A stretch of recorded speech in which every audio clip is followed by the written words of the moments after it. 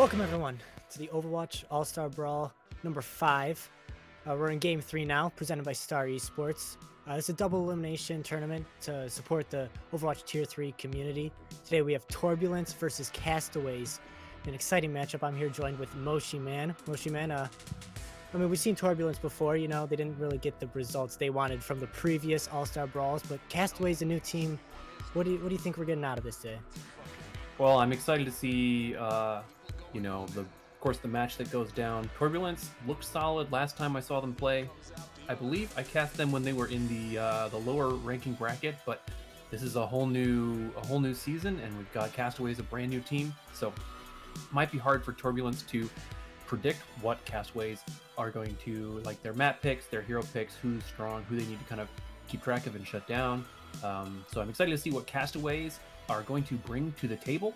We know kind of what Torbulance does. They have, high quality DPS, Skarm, really strong on Pharah, and other things like that. So Castaways is going to be maybe, like a little dark horse, and Torbulance is going to have to deal with what they throw at them and adapt. So I'm excited to see what comes out. Yeah, and we've recently had a pretty huge meta shift, honestly, moving away from that double shield. I'm excited to see these teams.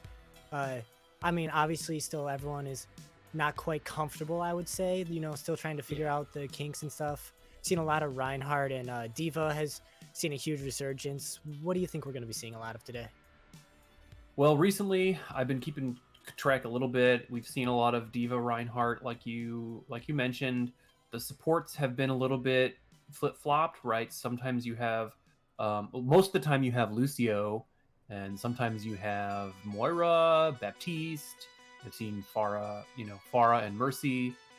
Like, depending on what the map is and what the opposing team comps are, it's just like the supports are kind of up in the air. And DPS, if you want to run some dive, I've seen some Genji going around, along with side like Winston and Ball. I've seen Hog and Ball like a little bit. So, like you said, it's really in flux, but Reinhardt is here to stay, and the new D.Va buffs have made her really important. So, definitely going to be seeing a lot of those in this match. I'm pretty certain. Yeah, it's always nice to have a nice meta shift, and these teams are going to have to start really working hard. Have a lot of news coming out.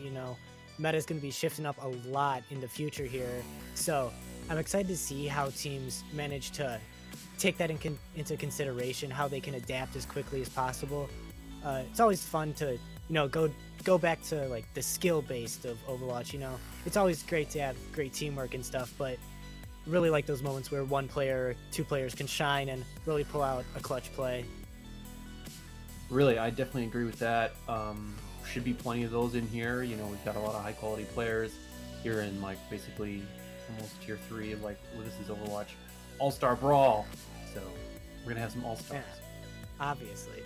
If you're enjoying what us here at Star Esports are giving to you, make sure you follow us on Twitch, subscribe to us if you're feeling generous.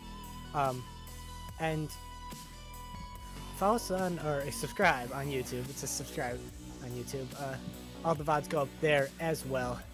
And down below during the game, you can vote for your MVP, and afterwards, we will actually interview them, so gonna get some insights on the winning team and how the strategies went down. So make sure you do all that. Yeah, definitely vote for your MVP, guys. It's wonderful to interview players right after the match. Oftentimes it's from the winning team, so you get that energy and all that stuff. So it's gonna be great. Vote for your favorite. Vote for the most impactful. Whoever you decide to bring up the podium there. So yeah, high tier gameplay like this, it could literally be anyone.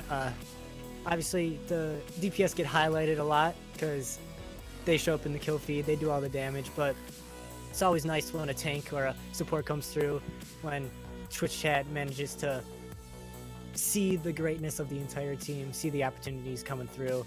So as a support player myself, I'm always overjoyed to talk to some of those support players, see what really went down there, and how these plays happen. Sports seem to know a lot. Motion Man, what are you looking for? Like, tanks, supports? I mean, personally, I play tank, and I started off playing Overwatch, playing Soldier, but that doesn't really count. You know, that was Season 0. So after that, I really transitioned to D.Va. She's one of my favorite heroes to play. You can fly all around the map. You have really interesting cooldown abilities like Defense Matrix. And I wouldn't be surprised if we saw, you know, some really high-quality D.Va play with her coming back into the meta, and I would love to see that player on the pole. Whether or not they play D.Va the whole time, you know, it doesn't make a huge difference, but the D.Va. Yeah. D.Va has a lot of potential, can take away tons of space, a lot of mobility, especially with that buff that has come through. Shuts down a lot of plays if you can use that defense matrix correctly, and does tons of damage. So high tier D.Va players are always something to look out for. Seriously. And it's also up to the other team to see if they can shut her down and really keep her in check. Right, she's a pretty big target. Pretty easy to get out of mech, like at long range, sort of. But the new 3-second cooldown on those boosters really makes it so she can traverse long distances without too much worry. You can go in, and by the time you've done enough damage and your health might be low, you can just boost right out, no problem. It just becomes really annoying, kind of how you feel like Ball is, or you feel maybe how Tracer is, just really evasive despite being a tank, and movement, especially with the verticality of Overwatch. Not to mention King's Row, which is a fairly vertical map. D.Va has a lot of advantages there, just jumping on the high ground, able to protect the team. Anyways, we'll talk about the team comps later. Let's see what happens. Torbulance versus Buccaneers? What was it? Castaways. Castaways! I knew they were pirate themed. So on King's Row here, we have the Rhine coming out here with a Zarya. D.Va on the other side is the off tank. Onto the point right away are Torbulance, trying to take the aggression right away. Healing coming through. Both teams sustaining pretty hard right now. But Lamavere actually goes down first to his counterpart Rhine. Now it's an advantage on the point for Torbulance. Looking to take it here. D.Va out of mech as well as Air takes him down there with the Reaper. And that's going to be Torbulance just cleaning up here on the first point. A great first cap for them. Definitely went very smooth for them. They were able to divide. The other team in like pretty much every way. They attacked the Reinhardt right on the spot, and the Brigitte was really able to wedge herself in there. Of course, with like shield bash, threatening, forcing Ryan to keep his shield up so he doesn't get stunned, and then the rest of the team. But they're holding right around the corner now, so it's not like other matches that we've seen where they get pushed all the way back. A lot of action is going to happen right now. Yeah, the ult's coming out already. The Shatter goes down and gets 2. Not enough follow-up there, but damage is being done. And Lamavere goes down first yet again. The beat not there in time. And now this Graviton Surge is going to come out with no beat. It's just going to be a cleanup here as the Death Blossom comes in the back. And all members are down on the side of Castaways as Torbulance continue to roll here through Streets Phase. Turbulence looking very strong right now. They have Blizzard, and they're about to have Beat, which can defend against something like Maze Blizzard from Castaways. So looking kind of equal right now, but Turbulence looking strong. Looks like Castaways are going to attempt to contest before they get to the second control point. Yeah, but already Lamavere down yet again. Jack of Trade taking him down there on that Zarya. The Death Blossom going to come out here, pull the fight back a little bit as the Blizzard there from Essel doesn't do much. And now actually Turbulence is the one on the back foot as it's a 2v2 on card, just a DPS here, but they are going to be holding. Jack of Trades is going to be pushing up here because he has that Lucio there to keep him up. Lamavere back in the fight. The Reinhardt there to really put an anchor on this fight. Basically just stalled out right here, waiting for the reinforcements to come through. Very much so. Both teams have their full roster on the point now, and they're gonna just kind of try to work at it and chip away. Bomb comes out, doesn't find much, but the hammer still not finding much. Air takes down Lamavere. Again, that Reinhardt cannot stay alive, but in the back line, Yuio and Skarm, the grab comes out. Doesn't find much because that May can ice block up there, but the kills are still coming through as Jakarian can't stay alive. Just the D.Va on the point now. Lucio there, trying to help him out. Flutie goes down. She cannot stay alive long enough there. And point B is going over to Torbulance just like that. Still 4.5 minutes in the time bank for them. That's a lot of time. It's going to be hard for them to defend this last little snaking area. There's basically 2 choke points, but if Torbulance is allowed to push past this first one, it's going to be hard for them to extend that bank. It looks like they're going to try to push him back here, but a lot of ults are going to come out because they want to win that corner. Yuio charge onto Flutie, takes him out. The Death Blossom from Air gets 3, and that's going to be a quick fight for Torbulance, as Castaways have no answer to this Rein Zarya comp that's being thrown at them right now. Some ults getting close to being online here. Jakarian with his Blizzard. Let's see if they can pull it back here. Final fight going in. The Shatter comes through and Jakarian is down. He can't use the Blizzard. 3 members now down for Castaways. As Chopper tries to pull it back with his Death Blossom, gets Skarm, but it's not going to be enough as the grab comes through. It's just Flutie on the point. Beat a little too late there. And with 3 minutes, 40 seconds, Torbulance take it all the way on King's Row. Man, that was quite the dominant performance from Torbulance there.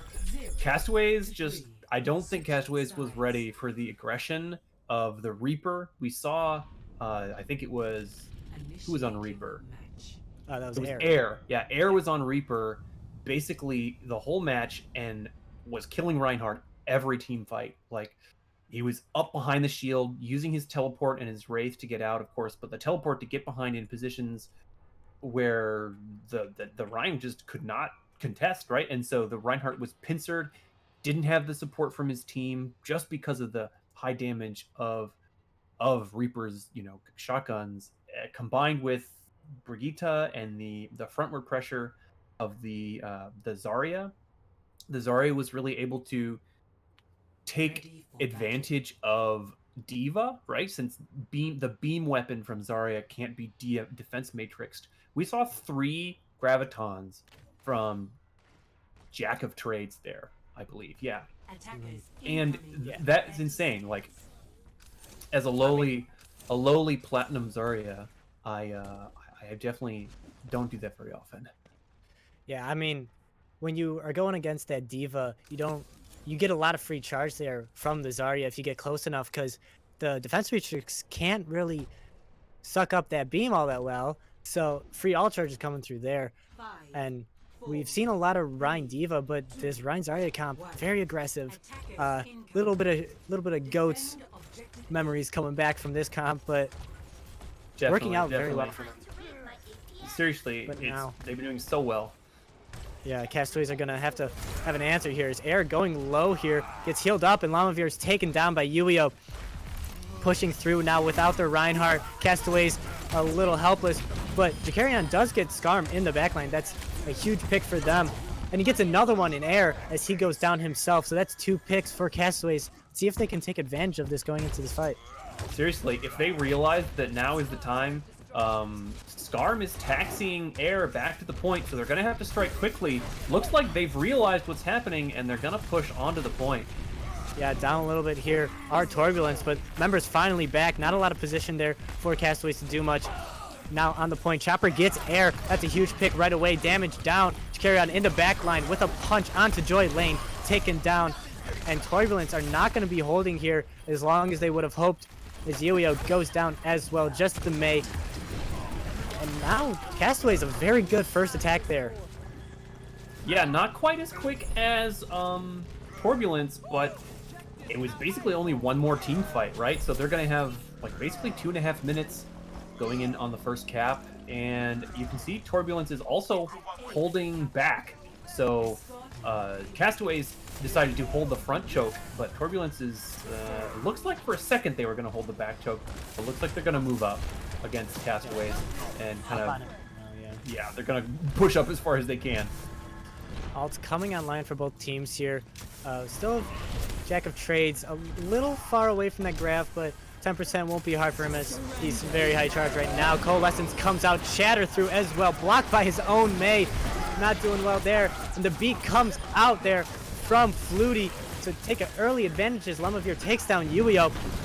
The Shatter comes out as well. 2 are down here now, and Lamavir getting 2 more in that kill feed. As it's going to be Castaways continuing this good push. This Torbulance, still a lot of alts are going to be looking to have 1 more recontest here.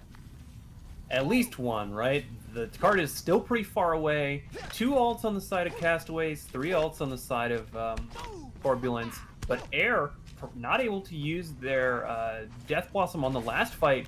They were just knocked out so quickly. Definitely going to be looking to use it on this fight, potentially in combination with Graviton. So beware of that. Diva, Luke Mino may have to eat the Graviton, but looks like this is not going to happen. Not. And then the Death Blossom comes in, and that's a ton of damage right on the cart. 4 down already for Castaways. And Torbulance, a great hold there. Not a lot of alts used really on the side of Torbulance. He used that Grav and that Death Blossom, but alts are still being built up for them. Castaways have a good alt bank of their own, so this should be a good fight going in to the next push here. Definitely. They're going to... Torbulance is going to have to leverage that Blizzard as much as they can, and Castaways are going to have to watch their backline for Air and May. Yeah, the bomb comes out there from Luke Minnow, doesn't find anyone, but the Blizzard comes out. Diesel takes down the Frozen Lamavir, but the tides are turning as both supports get a kill, and now 3 down on the side of Torbulance. The Coalescence dealing the extra damage and healing for his team. Going in now, it's just 2 members remaining as Legit Shadow takes down Skarm with the melee. And Torbulance not going to be holding here, even though they had an early advantage with those alts. They really did, but Castaways just knew how to manage them. They're going to go for another recontest, though. Looks like they've got plenty of juice left in them. Just going to have to watch out for... Oh, they have capped the second control point. Yeah, just stepping off for a little bit there. Even though they're winning the fight, not too great here. A lot...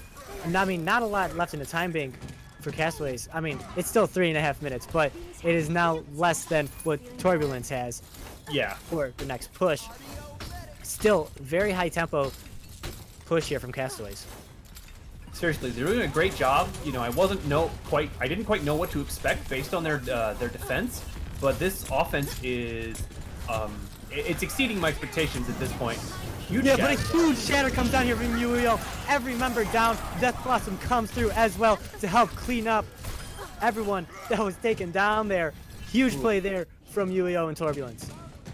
That's what Torbulance wants, right? They want to be able to sit at this choke near the spawn where they have sight lines, just kind of rotate their ultimates on Castaways. It's going to be hard now, though. There's 3 ults on the side of Castaways. They're going to have to watch out for that Death Blossom in their backline. So it looks like they're going to already Skarm takes the Llama here. In the backline, the Death Blossom goes off with that B drop to help out. But since that B drop is gone, the Graviton Surge is going to come through. Flutie taken down as well, but both Reinhardts are also out of this fight. The Diva Bomb comes through and takes down 1 in Jack of Trades. We have the Blizzard coming through back on the fight. Lamavir just got back, but he's frozen up yet again. Trying to keep him up here. Ooh, Moira and Legit Shadow, and he does as Flutie comes in with the boop to finish off Essel. And that Blizzard might have been wasted there. That's a huge variable in winning a team fight, especially this late in the map. Seriously, they don't have too many more ults like that can really control the enemy coming online. Their best bet is probably to rally up and then hope that Air can get a big sneaky Death Blossom. They're gonna have to watch out for that Shatter though. If UEO goes down, they're gonna have to be careful. Yeah, but you carry on quick Blizzard out here, try to push it into their advantage. But Chopper is gonna take down UEO because of that. And another kill from him as well. Air's Death Blossom comes off, but he's booped off the side. And now there's no one left for Torbulance except for Jacob Trades as he's taken down. And a great push there from Castaways. Not as great as Torbulance, but a great response for them nonetheless. Definitely high quality. They got caught up a little bit right in like that second point. They got team wiped, you know, twice. So that definitely adds to reduces their time bank. But you know, everything looked pretty solid, just not quite as fast as Torbulance. Could make a big difference in the second round here. The fact that they just have, you know, basically half as much time gives Torbulance so much more freedom to kind of explore and adapt. So the next round, Castaways are going to have to have their game in tip top condition. Yeah, we saw both offenses take a quick cap onto that point A. So maybe that 1 minute 30 seconds is just going to be that defining factor where you just stall out for a little bit and it's over. You know, that extra time bank for Turbulence over 2 minutes could be a huge factor. If just it's basically just 1 or 2 team fights for Turbulence to win, and this stalls out the push of Castaways. Yeah, seriously. So we're gonna be looking it for may Turbulence. change it may change their team comps, right? Like Turbulence can run what they're used to running as it seems like they're doing, but looks like Luke Mino is going to be running Diva. No, okay, Hamster. Yeah. Okay, so he switched back, but the Doomfist is going to come out right away this time. Yeah, got a few good picks there from Jakarian on that first push. He's going to bring it back out again. Still running the Rein Zarya comp, our Turbulence. Seem to favor that over the Diva comp. Maybe a little less mobility, but on King's Row, who knows? As the fight breaks out here at the statue, Jakarian in with that Doomfist. Jacob Trades punched into the enemy team going low, but manages to get out. And Chopper actually takes down Yuyo. That's a huge first pick. Jakarian doing tons of damage as well. And it's going to be Castaways looking to take this point on the first fight, and they will. Doesn't look like the Lucio's going to be able to pull this one back. No. Yeah, that's as clean as Castaways could have asked for it, right? They didn't lose anyone, and so they denied a lot of ult charge on the side of Turbulence. Like you see, there's no ults coming out from them, Turbulence yet, so they're gonna have Coalescence for this second fight, and that's gonna be huge. They're just gonna have to watch out for Yuyo's Shatter and potentially a countering Coalescence. Yeah, going to be holding this first gate here. Ultimate's a huge factor in the rest of this fight as it goes down to 20 seconds left here for Castaways. Coalescence comes out here from Joy Lane, but he's stunned out of it by Jakarian in the backline, and the Shatter comes through from Yuyo. Shatter responds from the side of Castaways. Lamavera, a huge one. Tons of damage comes through, and Jakarian cleans it up on his Doomfist.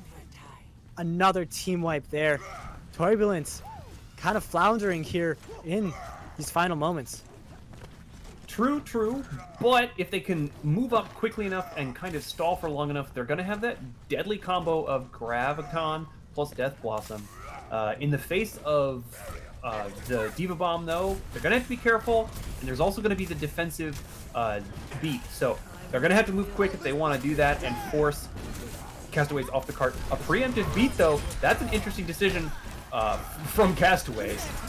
Yeah, it really takes out a lot of help out of the fight. His air already takes down Chopper. The Graviton comes straight down onto the cart with the Blizzard too, and more members are going down here from Castaways as Overtime Wick burns down, and Turbulence finally hold them right before that second point.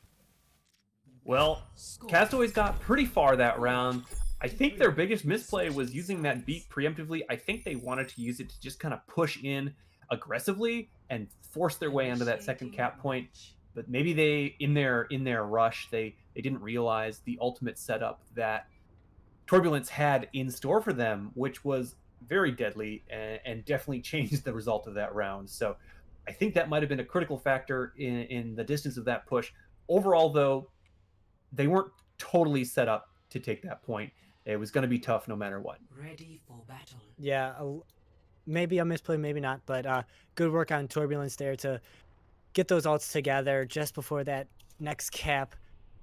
It's gonna be tough for Torbulance too. I mean, they seem to roll pretty well, but now we've had Castaways already see what Torbulence has pulled out, so they're gonna be more prepared this time. They're gonna be ready for exactly what's going on. This Brig, Lucio, fast-paced, kind of reminiscent of the 3-3 composition coming out here. So we'll see if they can figure out how to deal with that high-paced offense, which should be a great advantage for them. Definitely. It's going to be kind of difficult for them to defend if they don't have some sort of like really bunkery setup, but Jakarian could get a lot of value here and just allow them to dive in before the offense can really do anything to respond. Yeah, damage going around this main gate here as the Moira is already down. Legit Shadow gets whiplashed by Joy Lane, and that's going to be tons of healing out from the fight, as Torbulance are going to be, again, capping this right off the bat. Just Jakarion left, trying to get a few picks here. Skarm takes him down. D.Va on the point, taken down as well. Very, very fast there from Torbulance, just what they needed. Yeah, that's exactly what they want. They still only, have 3 minutes. Like, it's not a ton of time, but they just have to get right before the second cap. We can see that Air is moved up pretty far here. Doesn't look like Castaways are going to try to hold too close, but they may be trying to go for a little bit of a rotation here. They're on the flank right now. A huge shatter in the backline. No one there to help him out. Yuyo, not really sure what that one was about. Maybe Castaways just caught him out there. Now on the backpedal, our Turbulence one all down too. It's a big one to lose.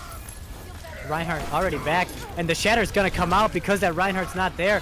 See if any follow-up can come through as 2 people go down, and the Coalescence is gonna come out as well to, finish off this fight. Make sure nothing bad can happen.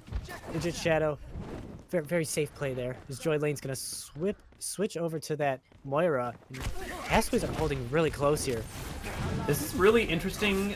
It's kind of a high-risk, high-reward situation. They want to hold that spawn. Jakarion contributing highly to the success of this hold, though. Yeah, Joy Lane down yet again. Can't do much without your Moira. Meteor Strike comes through. Doesn't find anything. Just going to retreat to a safe location there. But now back into the fight. Torbulance need to pull something out here. Only a minute and a half remaining to push it all the way. The Reinhardt caught out here from Lamavir and taken down. Chopper uses his Death Blossom, gets 2 with it. So Torbulance are not looking good just yet. But the Shatter comes through. It takes down Legit Shadow. That could be a huge pick here as the Blizzard comes down as well. The Diva Bomb in the air from Luke Minnow gets Yuyo, but that's all it's going to do. As now just 2 members left on the cart, and the respawns are coming in from Torbulance. I mean, that's a pretty huge stall from Castaways, so I think that's kind of like exactly what they wanted. They still have a defensive ultimate up here. They're really going to have to rush back to make sure that Torbulance isn't going to push all the way through. We know how deadly Air can be, though. With Death Blossom, they're going to have Graviton online. And I think this fight's going to go to Torbulance unless D.Va, Luke Mino, can eat the Graviton and basically just deny everything, which is not going to happen. Yeah, but the beat comes in, gives some extra shields to his team as Chopper actually takes down Yuyo, and that beat, very great there from Flutie as her team can stay alive, and Jacob Trades is down as well. Only 30 seconds remain. Coalescence out on the point, and Turbulence are going to have to back up quickly here, try to regroup. Only 20 seconds remain. 3.37 meters. Man, this is exactly what Castaways wants to see. This is so exciting right now. They are going to have to get there in 10 seconds. They're going to have basically sacrifice someone to touch the cart. I don't know if they're going to be able to win this fight. Looks like we're going to have Air flanking around the backside. 5 seconds left, but a big shadow comes out right on the front. No one can touch the cart. Storm gets there. Are they going to see 9? No. Okay. Members remaining from both teams as Air takes down 2, and Turbulence are turning this back. Diva Bomb up on the cart. This could be huge as it gets Air out, and Joy Lane taken down by the remix as well. 2v2 on the cart now. Healers and tanks. Jacarion's back on his Doomfist, and the ball is here from Yuyo. Luke Minnow takes down Jacob Trades. It's back and forth right now as the ball comes through here with another kill. Skarm taken down, but the ball is all that's left as 4 members are on the card now. Wickburn is down and Castaways takes King's Row. Well, that was really tense. That was amazing. That's all I have to say. What a great defense there from Castaways. Just absolutely amazing. We had Lamavir right before that fight started with the flank shatters, which forced Skarm to get out of position there and touch the cart. And that kind of just snowballed the rest of the fight into Castaways' favor. Definitely unexpected there. That just a great defense from Castaways after not really looking good on the first push. Seriously, that was just everyone was in the right place at the right time for that one. The beat was perfect. Flutie doing an insane job. He saw the Graviton come out. He waited a half second, and then he saw the Reaper come off the high ground and used that beat right in time to protect his team. As you saw, no one died. They denied 2 ults with the use of 1 defensive ult, and that's exactly what they needed in that moment. So great job there to Flutie. That was my personal play of the game for that match. Oh my god. Yeah, I mean, that just shows the importance of Lucio in a high-intensity game like this, where one press of a button can be game-saving, and saving that beat for just the right time just worked out extremely well for the entire team of Castaways. Seriously, like I don't know, there was also that weird thing with Yu-Gi-Oh going kind of on like the flank.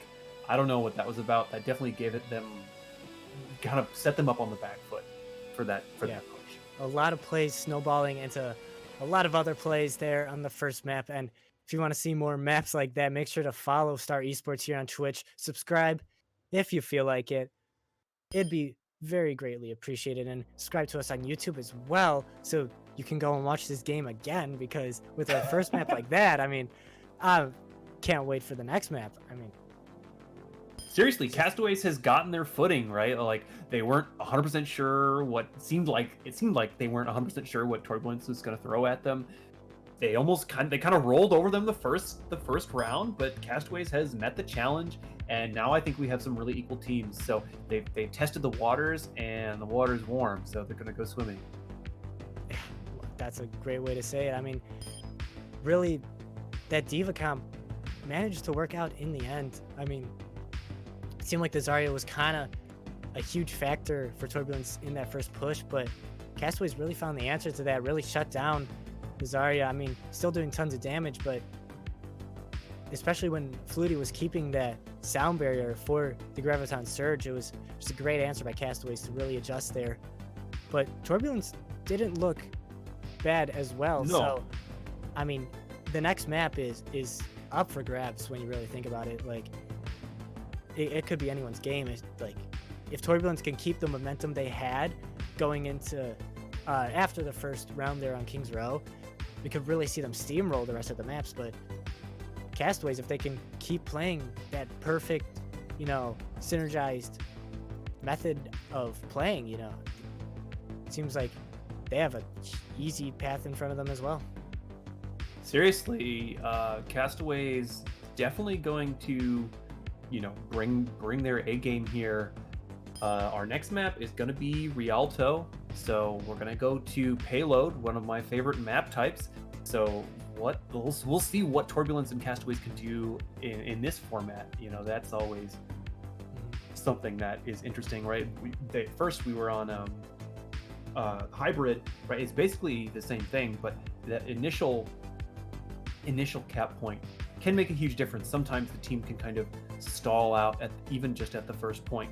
We didn't see that at all between Castaways and Torbulance. So Rialto, I think, is going to go similar to last map.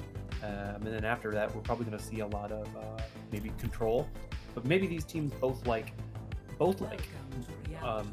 going on the payload. So yeah, I mean, this first point of Rialto is really far friendly, I've come to realize watching a lot of these games. So,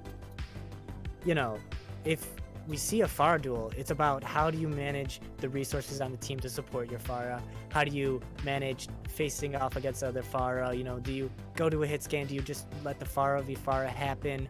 Do you focus on damage on the payload and just let the Pharah be? I mean, there's a lot of tricks that come out with Rialto because of that factor of the Pharah. And there's a lot of environmental opportunity here as well, which could be something to look out for. You can't be caught slipping on one of these side rooms and fall into the river. You got to be really mindful of your positioning as well. I definitely agree with that. We always see the Lucio, right? Lucio Boop can be so strong on a map with environmental hazards like this. Something else is sometimes you see Roadhog on this because of his pull. I know Orisa comes out as well sometimes. We see that already on the defense. Lamavir gonna try to go with that Orisa, maybe get some cheeky pulls right off the map on the first point. But also, Orisa's really good at holding long sight lines with that high distance, fairly high damage gun, right? Like, yeah, that's perfect for the kind of the second half of the first point. There's not a ton of high ground, and you can just kind of hold back a little further and just deal damage to the enemy team. So, but alongside the Diva, I'm not sure exactly how it's going to work out. Not a ton of ultimate combinations with the pull outside of Jakarion on the Pharah. Yeah, we do have this Pharah battle gonna come out here. Both look to take this first rooftop, try to get the positioning on the other team. Castaways backing up to this second corner, I should say here. The Widow from Chopper comes out as well to keep Air in check while he's in the air. But a quick wall comes down as Essel gets taken down by Jakarion. The res might not be able to come through here. Skarm actually going to try for it, but taken down. Didn't really have good protection there, as Castaways are going to be looking to hold off here on this first defense. Joy Lane also going to be staggered out here. Not great for Torbulance. Yeah, Torbulance looking a little desperate here. They're going to have to just really group up a little more. But it looks like they have switched to Hanzo instead of Pharah, so that is their answer. Chopper taking out Air on the Hanzo immediately though, despite the switch. A lot of ultimates coming online for Castaway's side. Yeah, tons of damage already. Yeah, I know, right? In the face of the team switches, so they're just gonna have to be careful on this first push. Yeah, wall comes out, doesn't do much here as the barrage in the backline with the halt comes through. Only gets one, Skarm taken down, but Air and Isol find two of their own, and as the Coalescence comes out with the shatter, more go down, and now that's everyone except the D.Va. Now the D.Va of Luke Minnow goes down, and Torbulance pushed through here. There's potential. I don't think there's enough time for them to make it to the point. Looks like they're just gonna give it up. They're already being harassed a little bit by the Moira orb and that kind of thing. So they're just gonna move around to the second back point here, second cap point here, and just kind of give them the bridge, so to speak. Air takes down Chopper with the headshot as Skarm also boops off Jakarion off of that far onto the Mei, and Jacob trades 3 kills now in a row for him. As Legit Shadow's gonna jump off, and Torbulance a quick team fight there as well. Maybe not the place Castaways wanted to take that fight. Yeah, they were in a bit of an awkward spot due to their spawn, right? And Air with the Sonic Arrow is kind of giving his own team perfect information to a certain degree. So Air Hanzo a super good well-timed switch from Air, and they're going to be able to now have grab dragon combos, so that's always nice. One taken down from that is Flutie finds the answer against Yuio. So now it's an even fight here on the point. Coalescence going to come out, and Blizzard as well. Back and forth. Essel taken down, can't stay alive, can't find that ice block in time. Jigga Trades is going to find the Reinhardt. Torbulance want to keep fighting this with the Coalescence here as they have the advantage in the fight. Legit Shadow taken down as well. Jakarion back on that Doomfist looking to find a pick. He does on Air, but now there's just 2 members versus 4 here on the cart as the D-Mech is going to come through onto Luke Minnow and finally taking down Skarm, getting 2 to finish off that fight. And Torbulance just rolling yet again. Had some trouble off the start, but... Yeah, right on that first team fight, I think the level of Pharah they were at was just quite not the same as the Castaways, and they had the hard counter in the Widow. Probably made the biggest difference there. But they switched the Hanzo, or now they're on the Reaper though, but that Hanzo was super good for that kind of interim area where Pharah is good. Yeah, but now Air going low, trying to find him there. Shatter goes down as well from Yuio, doesn't find anyone there. Jakarion in the backline takes out Joy Lane. The beat comes through early there from Skarm. Try to swing the fight back into their favor as a returning beat as well from Flutie. Bomb comes out, wall there to stop it off. Chopper tries to go for the Death Blossom, but Air takes him down right as he goes for it. Coalescence not doing much here either as Torbulance wait this one out. Now pushing onto the cart are Torbulance looking to take it around these final 2 corners here into the home stretch. Coalescence comes out from Joy Lane and takes down Lamavir. Meteor strike in the air here from Jakarion. Cannot find anyone as more members are falling from Castaways. Skarm doing tons of damage. The melee taking down the Moira. And now Torbulance into this final stretch, still 3 minutes remaining, and a huge advantage here, especially with that Graviton Surge coming online from Jacket Trades. Seriously, they have their classic combo of Graviton Surge and Death Blossom with no defensive ults to defend. Castaways is going to have to kind of advance something. This hammer might be what they need, but Air getting too many kills off the Death Blossom. Yeah, already 3 down, 4 now from the side of Castaways. The Shatter comes out just for good measure as everyone is now dead. Blizzard on the point, but Torbulance managed to take it in quite demanding fashion, like we saw in King's Row. Like, just extremely fast from Turbulence. Great Seriously, yeah. offense. I mean, they have their alt combo down, right? They really leverage the graviton and the death blossom like every fight that they can. Air is seriously comfortable on Reaper and does a great job, right? We're spotlighting the DPS here, but the level of coordination that Zarya and Reaper have to have, it can sometimes be a little bit different, I would say, because Reaper and the Zarya kind of always have to be, connected in their mind because of the bubble specifically, the Hmm. bubble and the graviton and the death blossom, right? So if you know that the Reaper has already used their Wraith, right? You can bubble the Reaper as they retreat. That's one of the hugest advantages or disadvantages of Reaper is like he has to be close range, and if you can be close range basically without any penalty, that's just an insane advantage, and they're coordinating that so well right now.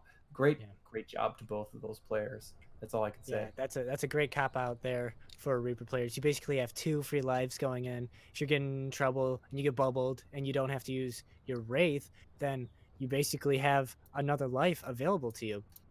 And if you're in trouble yet again, you just Wraith out that time. So that's a great combo to be working here. But Jacob Trades goes over to the Diva here for the defense. Haven't seen him on it yet this match. Off the Zarya. As Chopper gets a first headshot there onto Skarm. That's going to be huge for Castaways. Not expecting the Widow to come out here. Jakarion back onto that Pharah. Looking to pressure Turbulence all the way back. They do have air on the McCree. That's going to put a lot of pressure on the Pharah. But McCree's also going to have to watch those long sight lines for Chopper. We see that Chopper can definitely hold his own on Widowmaker. We saw him on the defense last time, and that's going to cause a fair number of problems for just air to contest Pharah because Mei is extremely weak against Pharah. Yeah, and Jakarion already gets a pick in the backline against Joy Lane here, and damage. A lot of pressure coming through on this front line. It's just the Reiner here anting on the point as Essel actually takes down Luke Minnow. The ball trying to do a little bit of work, but cannot. Yo goes down on the cart there. He was all alone. Can't find any way to stay up as Lamavir pulls Essel back up to that high ground. Chopper 2 headshots to finish off this fight here as he's basically commanding all the sight lines. He can't really do much with this crossfire of the Pharah and Widow coming at you. This is something that I've definitely seen before, the crossfire that you mentioned of the Widowmaker and the Pharah. The Pharah keeps you distracted in the air. When you try to hit her and go after her, you just get shot by Widowmaker. So, can be something difficult to do. Oh, that's a huge Deadeye. That's exactly what they need now. 2 members down from Castaway and another one from Air. Lamavir goes down. Flutie cannot get the res off. Luke Minnow does manage to take out counterpart and ball, but just him on the point now. Air, a huge res there from Skarm to bring Air back into the fight and really shift momentum. That was basically exactly what they wanted. There had been almost no ults used up to that point. We saw the Deadeye, and I think we saw Coalescence at some point. But, like, both teams are stacked with ultimates right now. Essel is soon going to have their Blizzard, and Chopper is going to here now pop the visor. Yeah. The mines come out onto the point. No one really affected by that as Chopper takes down Jacob Trades while he tries to use that Diva Bomb. It's not going to do much as Air in the backline takes down Luffy, but Jakarion with the barrage gets 2. Now pushing onto the card are Castaways. Air still alive in this backline, killing everyone. Joy Lane with 2 on the Coalescence as well. Air and Joy Lane doing tons of work here. That McCree has been absolutely amazing from Air. Definitely punishing Pharah, right? We see they have Castaways has now switched up their composition entirely. They have no ultimate charge, but it's now or never, right? They used all of their ultimates anyways, so that stack of ultimates you saw previously was no longer there. They kind of used everything. It didn't get a lot of value, to be honest. They didn't get the cart to the second point. Looks like they're going to decide to go for a high ground rotate now. Maybe try to put Torbulance in an awkward spot. Yeah, early Maywell there from Jakarion. Doesn't really do much work as the Blizzard's going to come out here. But Assel gets pinned out of his own Blizzard. High Noon off to that left side, gets Flutie. That's a huge pick for Torbulance to bring this fight back. Still even though, as Yuyo actually goes down, that pressure from the Reinhardt is too much for him to handle. And Air's going to have to pull out a huge one here, but he can't. Jakarian takes him down. And finally, it's going to be Castaways pulling this out, just cleaning up the remaining members of Torbulance. Just the Mei and the D.Va coming back late into this fight. Stalled some extra time. But finally, they just switch to that meta comp and they push through. Man, they really, Torbulance really wanted to get that into overtime there. That would have put a lot more pressure onto Castaways, but just at the last second, they were able to kill that Reinhardt, and they're gonna cap with about 2 minutes now. So if they can push all the way through, that'll be nice for them. They're not gonna, looks like they're not gonna be contested at this point unless they lose this team fight in the house here, but they're getting a lot of distance on the cart right now, so yeah. Plenty of things good happening for Castaways. Yeah, Coalescence does come out. Skarm, a little opposition there, got taken down. Huge for him, but actually gets the boop. And the Coalescence comes out as well as Lamavir is frozen up on the point, and the Blizzard comes out from Jakarian to fully swing this fight into Castaways' favor, and it does, as members are dropping from Torbulance one after another. And a good team fight there for Castaways to keep the momentum going and try to give Torbulance a run for their money. Definitely, definitely. That was some really impressive Blizzard there. It got like 3 people, and if that Blizzard was not there, I feel like that fight would have just been completely lost. So let's see what Castaways can do on this second point. The bomb comes out from Luke Minnow and actually takes down Joy Lane, and before Yuyo can use his shatter, he gets taken down. So a great response there from Castaways, not letting Torbulance regroup and get onto this cart, not letting them use any ultimates. And Castaways looking good coming into this last fight. Less time bank than Torbulance have altogether here, but still a great possibility for them to finish this map. I agree with you there. I think they're going to be able to probably take it all the way to the last point. Depending on the momentum they have here, we see that there's Shatter and Blizzard going to be coming up soon. Air also going to be on Death Blossom, so they're going to have to be careful. Castaways are going to have to be careful on the attack. They have their own ultimates though, but Levere not going to be able to shatter in this fight. Yeah, taken down by Castaways, but both Reinhardt's down now, and it's going to cause Joy Lane to use the Coalescence as they push in here, try to sustain everyone up here through this fight. Coalescence going to come out from legit Shadow as well, swing the fight back. Assel's going to use his Blizzard on the point here, keep stalling basically for time here, waiting for the Reinhardt to get back, see if he can get a Shatter in here. During that, though, Jacob Trades did build up his Graviton Surge, but it gets eaten by Luke Minnow, and that's going to be still ultimates coming through here as Air uses Death Blossom, gets shattered, and 3-4 down on the side of Castaways. Torbulance still trying to hold on here, but on the point, it looks like it's Castaways' advantage, and it's just the Reinhardt. A huge play from Luke Minnow to swing this fight. Jacob Trades finally taken down. Incredible eat. That's a game-saving eat there from Luke Minnow. It definitely could be. It depends on how fast the Torbulance get back from spawn here. They're going to have all 5 of their members for this last fight, or all 6 of their members for this last fight. We see Air on the flank, and that's going to be dangerous. Lots of ults going to come out from both teams at this last fight. That's a huge bomb, though. That's 2 down. Yuio was out before that bomb went down, so couldn't help. And 3K from Chopper as well to push that card all the way into the finish. 1 minute remaining. Amazing plays from Luke there to finish off that first push of Rialto. Wow. That was just like, things were falling apart. Okay, things weren't falling apart for Torbulance. Everything was going right for Castaways there. They ate the excuse me. They ate the, I'm so excited. They ate the Graviton, and they got a 2K off the bomb, which also made it so they could kill Yuyo, right? Because he had to hold his shield up, but someone was just able to shoot him instead. And it's just like everything went right there on the last point. Sometimes attacking the last point can be just so harrowing and take so long. Some teams can stall it out so much, but that was amazing. Yeah, great job from Castaways. It goes back to what you were saying pre-match about these D.Va players can really swing a game into the advantage. Like, you eat that graph, you know, that's what was relying on to take this map. You know, that Graviton Surge, Gravitic Fluxes, Sigma. Why would they make it so close? Like, why would? But that's Just for besides the you, point. just to mess you up. But taking that away, and then you have all the ults coming out from Torbulance. None of them really hit there. Great plays from Luke. Now back onto that Diva for both teams with Yuyo on the Orisa. Very popular here on the defense, I assume, and Jakarion back onto that Pharah. But yeah, Orisa pretty much popular kind of here on this first point. You know, you have a lot of potential for off maps on this like bridge, and then the long range makes the biggest difference. But this time they're holding on the high ground, which is pretty unique. Gonna make it so there's some cover, so Jakarion can't be quite as effective. But Air already gets two. The pharmacy is down. It's a 6v4 on the point now. Chopper in the back line is going to manage to take down Air. That's a great pick. Now the Pharah has free range, even though he goes over to the Mei. The res comes through as well. Chopper is just going to walk himself off the side here. 10 seconds remaining for Castaways.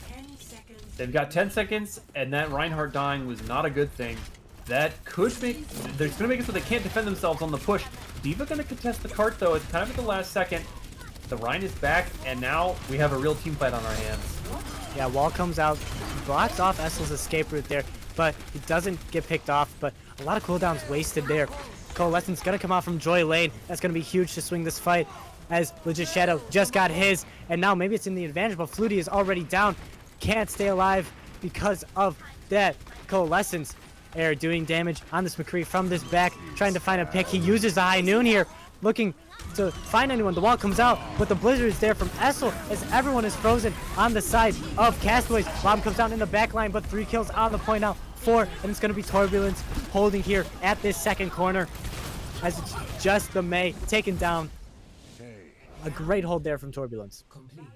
Yeah, despite the efficiency that Castaway had on the last point of the last map, they just weren't able to bring that in the first point. You know, we saw that's where they were tripped up last time also.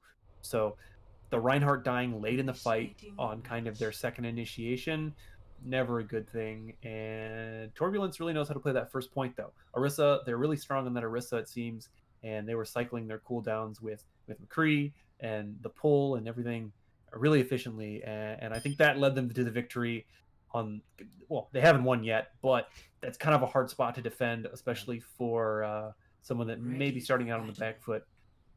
Yeah, on defense. 3 minutes for Torbulance to push it all the way. And this really contrasts what we saw Castaways do on King's Row, where in this overtime push, they got tons of distance, which really helped them win King's Row. And you just get around to this second corner here, that might not be enough, and Torbulance really has the upper hand here. Seriously, I almost feel like they should be playing some sort of bunker combination to just lock down their defense, make themselves impenetrable. But with Diva on the map, with her damage mitigation of her defense matrix, there's too many opportunities to kind of dive in on a bastion or kind of that kind of thing. But they're going to go for extremely aggressive start here. That is something that is unquestioned. Yeah, very close hold here. Gonna have Skarm going over to the Lucio and Air onto the Reaper, try to get as much damage close range as they can. Wall comes up here, try to block everyone off. Both walls on the map now. And now backing onto the bridge are Castaways, giving up a little bit of space as Luke Minnow gets booped off. That's a huge pick for Torbulance. The whole team's off the map! Now everyone is getting thrown off the map, and it's just Jakarion left here. They try to take that close fight to get a second fight if they lose, but it's going to be coming down to the wire here. Castaways are going to be looking to get back in here. Luke Minnow is going to have to touch as quickly as he can. Just a few meters remaining now. Ryan back on the point here. It's going to be a scrappy last fight here for Castaways if they can pull this one out. Coalescence already out here from Joy Lane, and a shatter comes through. Essel taken down, but not killed, as Chopper actually does kill him in the end there. But too much damage is coming through. Torbulance here winning the fight, and it looks like they are going to be winning Rialto here. Just the Lucio on the cart. Luke Minnow actually remixed, but Air has his Death Blossom, and too much damage comes through. That's going to be Torbulance taking map 2, tying it up going into this halftime. Seriously, that was, I mean, it was high risk, high reward plays there from Castaway. They knew what they had to do, and Skarm just able to get the boop, as we can see in the play, probably see in the play of the game here. Just wipes his team off the map. Yeah, I mean, like also we said right before this map set started, the environmentals are extremely important here. You got to watch your positioning. You can't get caught out and fall into that river. Lucio loves to play that first point there. You know, every Lucio's dream is to boop everyone off the map, you know. Yeah, seriously, that's what they want to do. As much as everyone hates, you know, one button takes down 600 HP. But that's all right by me, because a great play there by Scarm to really lock in that Rialto map and tie it up to 1-1. And Castaways just didn't look like they did on King's Row. Like, when they were pushing in that overtime King's Row, it seemed like nothing could stop them, but they just couldn't get it together here on Rialto. Maybe, do you think it was a little part about that DPS confusion to carry on trying to go to that Pharah, but it just really wasn't working out? Well, at that point in the game, in the match, Torbulance knew that Jakarion would be on Pharah. We saw him on Reaper and Doomfist kind of throughout the middle of the map, but on the first point, he really wanted to leverage that Pharah, and that's, you know, it was Pharah v Pharah the first time they played the first point, but now the second time they stuck with air onto McCree, which puts a ton of pressure on the Pharah and on the Mercy if McCree's hitting their shots, right? Like, that's one of the most important things you can do is just take out the Pharah Mercy. So, like, that kind of pressure made it so I think Jakarion wasn't able to do what they wanted to, and there's a fair number of other things that kind of happened there, but I think that might have been one of the key ones. And something else that, you know, I think I mentioned in the middle of the match was the Orisa. Jake of Trades, I believe, was playing, or Yuyo was playing Orisa, and that could just be what they're comfortable on, right? Like, the previous meta was very Orisa heavy, so maybe less practice with Reinhardt makes them a little weaker, and the Orisa they were able to lock it down, right? So just great performance from Torbulance overall. Yeah, great teamwork. And speaking of MVP, I mean, both teams are playing exceptionally well. Both maps were extremely close. When you go into those we are playing Overwatch, obviously, overtime, is what I meant to say. Go into those overtime pushes, everyone's playing their hearts out and playing exceptionally well. MVP could go to anyone. Chat, if you want to vote for your MVP, make sure you go down to the panel down below, pick who you think. Moshi Man, do you have a favorite right now? I mean, we saw Scarm with some huge boops off the map there. We saw Flutie with a massive beat on the first map to basically win the overtime there to protect themselves against the Graviton and Death Blossom. We see Yuyo doing some great tank play, right? Like some good charges. I also saw the opposing Reinhardt just kind of charge Mei across the map at one point. So if you're watching individual players, each one is playing super well. Everyone's really tight here on these two teams. So this could almost go to anyone. What you're saying is just give everyone the MVP right now. It's tough. We're only 2 maps in. You've got so much more to go. So stick around. Yeah, I mean, maybe one player will really showcase their abilities in his next 2 maps, but you got to really look at the style of Overwatch being played nowadays. It's very team-oriented, and everyone has to be performing to the highest degree for a team to succeed. And it's easier to really find someone that's slacking than it is to find someone that's carrying the weight of everyone else. It's just how Overwatch is played nowadays. I mean, it's hard to pick an MVP because everyone has to be doing their job exceptionally well. Yeah, I mean, like, if you it's hard to carry a team because you just can't, right? Like, if you're not the abilities, the cooldowns, they're all meant to interact with each other because of the strength and weaknesses that each hero have, right? It's just impossible to not be a team. Yeah, absolutely. But now going on to Oasis into the Gardens map here, we have more of a dive coming out from the side of Torbulance and Castaways. Back to that Ryan Diva. Helio going low, frozen up there and taken down. Seems like they knew that was coming as Jakarion Great place there, but both Divas deep mech now as we have Essel in the sky on the Pharah. Looking for a pick here in air himself on this McCree. Flutie taken down. It's a huge pick as well. A flash and headshot onto Chopper. So it's going to be Torbulance pulling this one back. Essel already has this barrage. Does tons of damage. Torbulance, a great attack there. Going to be taking the first cap. This is a super deadly pair of DPSs, especially against a dive style team. Air was able to just dominate the high ground, right? Air has the flashbang and a high damage pistol that just kind of deal with anyone that tries to contest in 1v1. McCree as an insane 1v1 character. That's why you always see him in deathmatch in the arcade. But like, they're gonna have to be careful here on their rotate of all these like different angles that Torbulance can take. Yeah, Coalescence comes out here from Joy Lane. Yuyo going down quick yet again. Jakarian freezing him up there. Not a lot of mobility allowed there because of this May. Coalescence coming out as well here from Legit Shadow. But 2 members, 3 already down here from Torbulance as the cap is looking to change. Chopper on this McCree just switched over, doing tons of damage into this air battle. Yuyo back on the point, just stalled out for a little more percent. But a great response there from Castaways. Chopper going over to that McCree was a huge play for them. I would definitely agree with that. Again, that puts a lot of pressure on Essel on the Pharah. I don't believe we saw Essel on Pharah for very long on Rialto. So seriously, they got that. They got their barrage so quickly. They're able to just deal so much damage to these big fat tanks like D.Va. That has always been one of D.Va's weaknesses, is the amount of damage that she just eats, just like Roadhog, right? Yeah, mine onto the point now. Zio stunned and taken down by Chopper. Chopper down himself. Barrage is going to come through here, but Carrion takes him out of the sky. Only finds one with that. Islamavir goes down. Turbulence still fighting this. However, trying to stay alive here. 4v3 on the point. Air frozen up and taken down to Carrion with the headshot there. But Yuyo's back in the fight. Pounds into the rest of Castaways as Carrion actually gets taken down. Coalescence going to come out, try to finish off this fight. Still on the point here is this D.Va of Luke Minnow, trying to get as much percentage as they can. Lamavir back on as well. Pin comes through. Yuyo doesn't get taken down, however, because he has a lot of health in that little ball of his.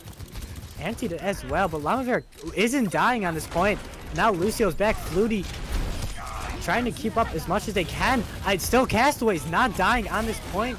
70% now. Finally taken down. Jakarian not really on the point there in that ice block. little interesting there, but They finally tried. 70%. A great stall there from Castaways. Really puts this game into one-fight territory. Right? I mean, they just have to win basically one more fight, and then they'll have the like 10 or 15% more they need to really make Turbulence have to be on their toes. We saw Legit Shadow doing some amazing healing onto Llama on that point. They're going to bring the fight to them now on this time as we see the Deadeye getting 2. Deadeye. And 1 in from the D.Va Bomb of Jacob Trades. Air there pulling it out. Switching this fight up. Luke Minnow back on the point himself. 90%. It's Castaway's last hope here. Just stalling out Luke Minnow. Can't give him that overtime. Finally taken out. It's going to be Flutie touching here at the last second. 99% overtime on here. Another member back. It's Jakarian onto that soldier. Trying to do damage from every side. But it's not going to be enough. Still overtime. Chopper mentions touch at the last second with that blink on that Tracer. Looking to still stall out. The Shatter comes through. Jacob Trades is taken down. Bomb gets 3! That's a huge flip here from Castaways. But Air still alive, doing tons of damage. And Isol with his barrage doesn't find much, but damage is done. Air still alive on this point. And they're going to be pulling it out. Turbulence take point 1 here on Oasis.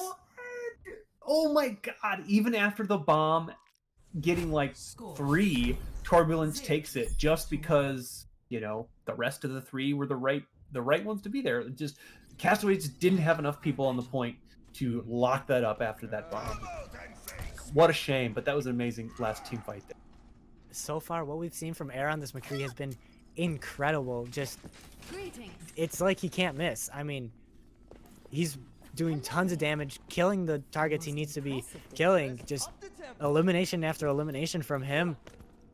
A lot. I mean, said it's a team game, but Air has been really finding ways to make it his game. I gotta say, Luke Mino, his timing of Diva bombs have been insane though. Every time the enemy team is distracted, we've seen like 2 or 3, like 3Ks, 2Ks from their Diva bomb multiple times. Just some amazing timing there from him. Yeah, but onto University now. Control point about to unlock as the charge comes through here. Luke taken a little low and taken out of his mech as Lamavir also gets frozen up. Maywall there to save him from that elimination. Still back and forth. We have the Reaper boop down into the bottom pit here, but he gets back up because of that teleport. As Joy Lane actually taken down. Moira out of the fight, and a Coalescence here from the side of Castaways are going to help a lot as both DPS now down as Chopper gets 3 in the kill feed.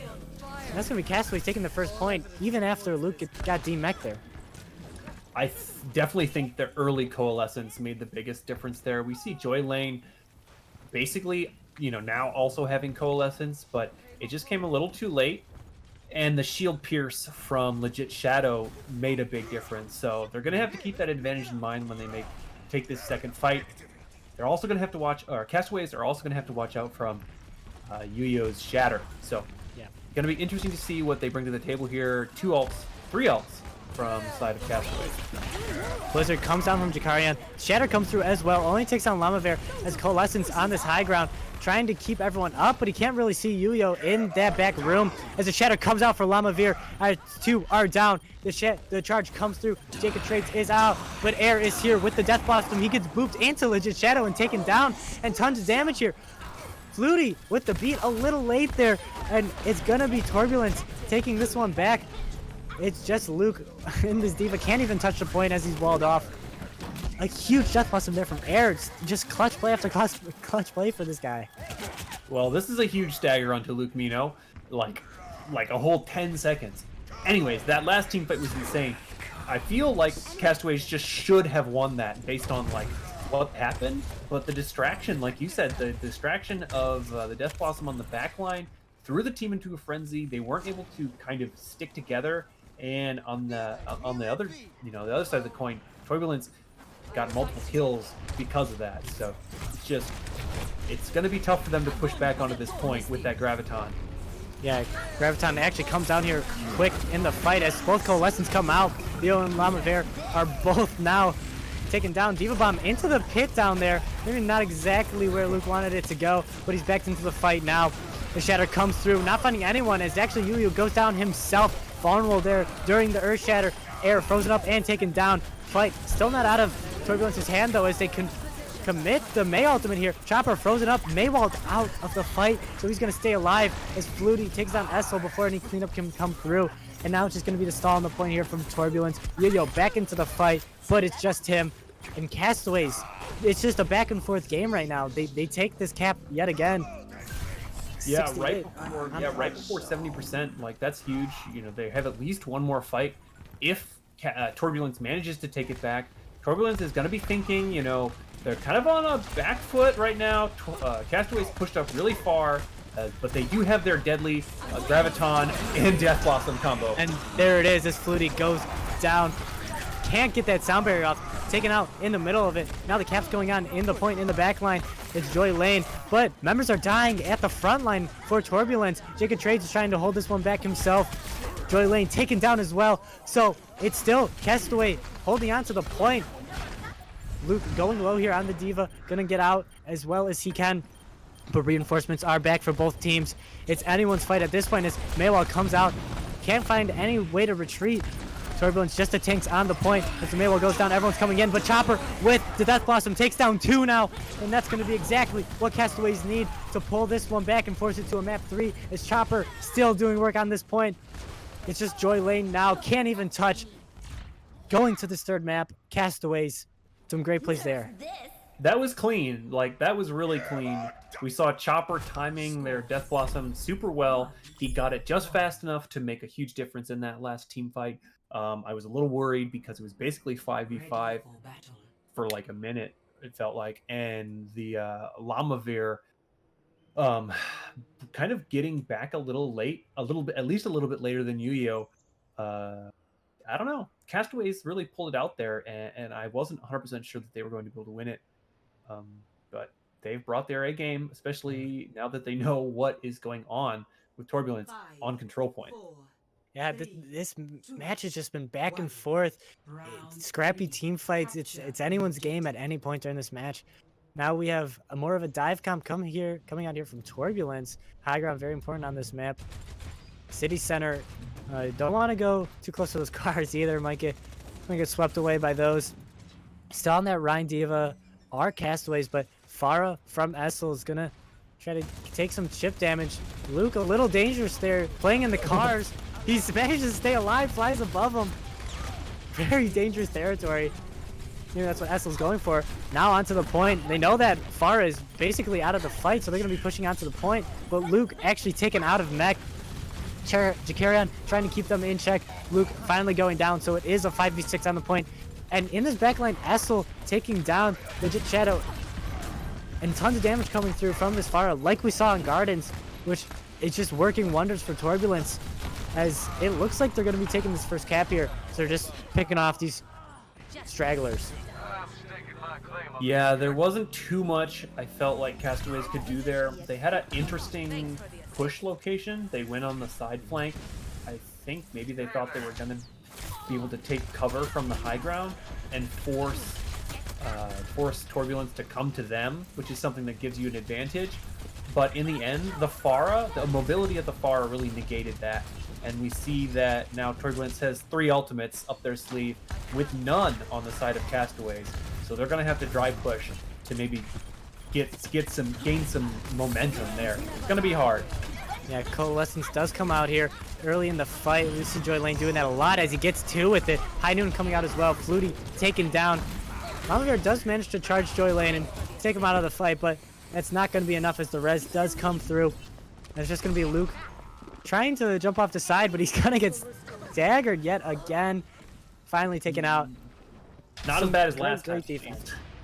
And not a lot of ults used either. They did use the Valkyrie and Coalescence and the Deadeye, but use 3 ults, and now you have 3 ults left in your bank, and that's the kind of rotation you want if you're Torbulance. You gotta keep that going.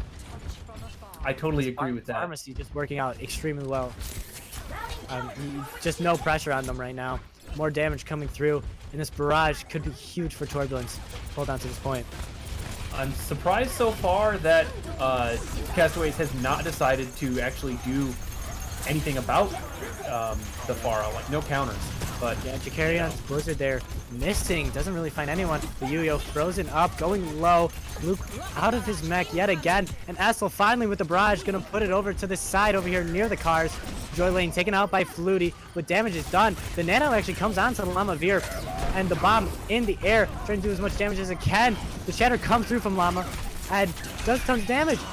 It's actually going to be Castaways flipping this point back around after the early disadvantage that they had.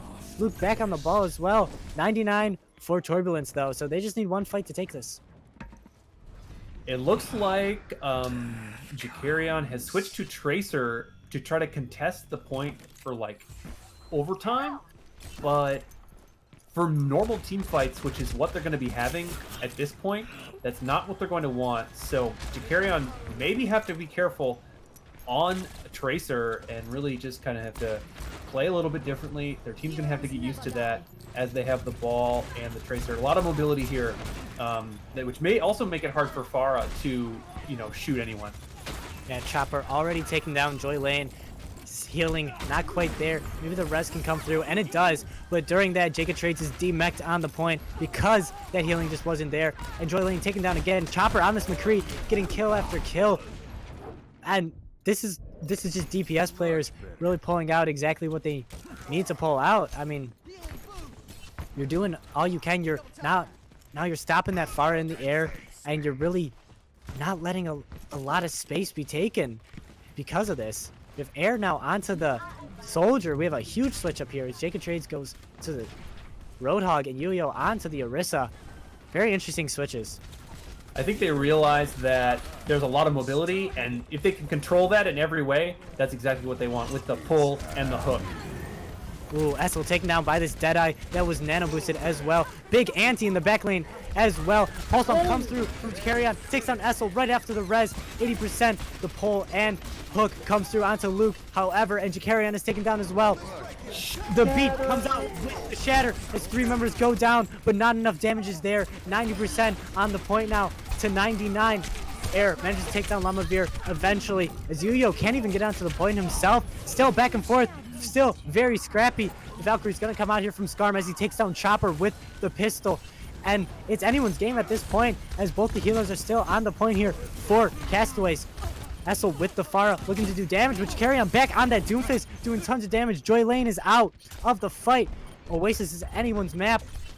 Ball on the point here from Jacob Trades. The res is going to come through, but Skarm's going to pay for that with his life. The Barrage here trying to finish off the fight as well. Takes down Lamavir and Air on this soldier, doing tons of damage as well. Deadeye from Chopper is going to take one out himself. So still only 3 members here from each team as Jacob Trades is taken out.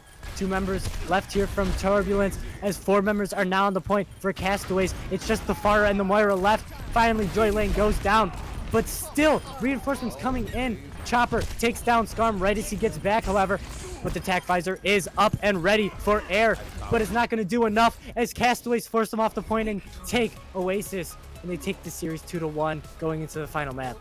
Man, I was just like holding myself that whole time because it was like we saw Air on with Deadeye and we saw Barrage from I don't even know who, but like so many things were happening in that last point.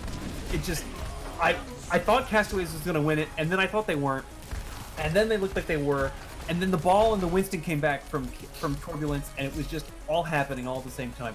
But they pulled it out. Castaways pulled it out. And they were able to find victory there. That was amazing. I mean, that's just been the way that this game has been going. It's been scrappy, it's been back and forth. You sit there and you don't know who's gonna win each fight. Castaways pulled it out there at the end. Switch is coming through. No one playing the meta at the final point. Air was on that soldier. He managed to get himself a tactical visor. I mean, but then he was just killed by the ball, right? Like he was just dove on by the ball, and it just got shut down and fallen apart. It just goes to show that you can't end the game early. Like amazing. Back and forth. I mean, great plays from everyone. We saw Jakarian taking out Joy Lane as much as he could there. When that Moira's not in the fight, you basically have already won it. That's huge healing resources down. So right, yeah, Jakarian took out both Mercy after after she res Pharah and Joy Lane on the Moira, right? So it's huge. Just you got to be focusing those healers. You basically win the fight when that happens. I mean, this match has been incredible, and if you want to watch another one like this, I mean, we have a match coming up after this, and you want to know when that happens, so make sure you follow Star Esports here on Twitch.